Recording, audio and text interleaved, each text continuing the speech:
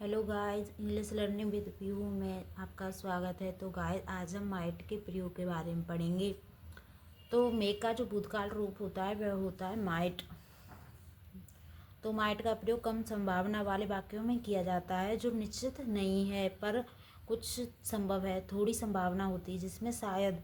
तो ऐसी जगहों पर हम माइट का प्रयोग करते हैं, जैसे कि हो सकता है बाद में बारिश हो लेकिन मुझे इसमें संदेह है। तो इस सेंटेंस में बाद में बारिश हो सकती है परंतु उसमें हमें संदेह है, तो इसमें हम माइट का प्रयोग करेंगे। तो इसमें हमें सब्जेक्ट का पता चल नहीं रहा है, तो इट्स हमारा सब्जेक्ट रहेगा it might rain later but I doubt it.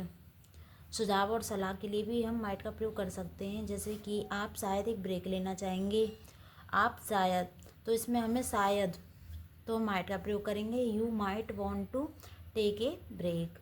अनुमति परमिशन के लिए माइट का प्रयोग किया जाता है, जैसे कि क्या मैं आपका नाम पूछ सकता हूँ, might I ask you name, might I ask your name. तो माइट अनुमति परमिशन के लिए माइट का बहुत ही कम प्रयोग होता है, ज़्यादातर मे और कैन का प्रयोग होता है। निराशा या झुंझलाहट व्यक्त करने के लिए माइट का प्रयोग किया जाता है, जैसे कि हो सकता है आपने मुझे यह पहले बताया होता, हो सकता है आपने मुझे यह पहले बताया होता। तो you might have told me that before, you might have told me that before.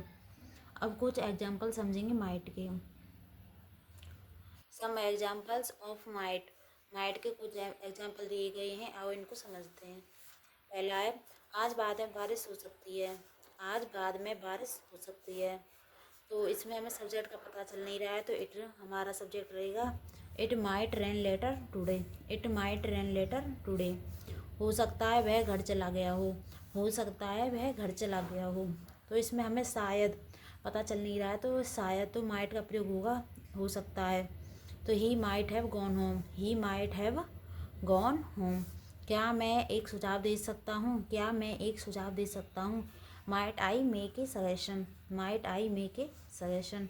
मैं काम के बाद शायद जिम जा सकता हूँ, मैं काम के बाद शायद जिम जा सकता हूँ। तो I might go to the gym after work, I might go to the gym after work. वे आपके विचार से शायद सहमत ना हो, वे आपके विचार से शायद सहमत ना हो। तो they might not agree with your idea, they might not agree with your idea.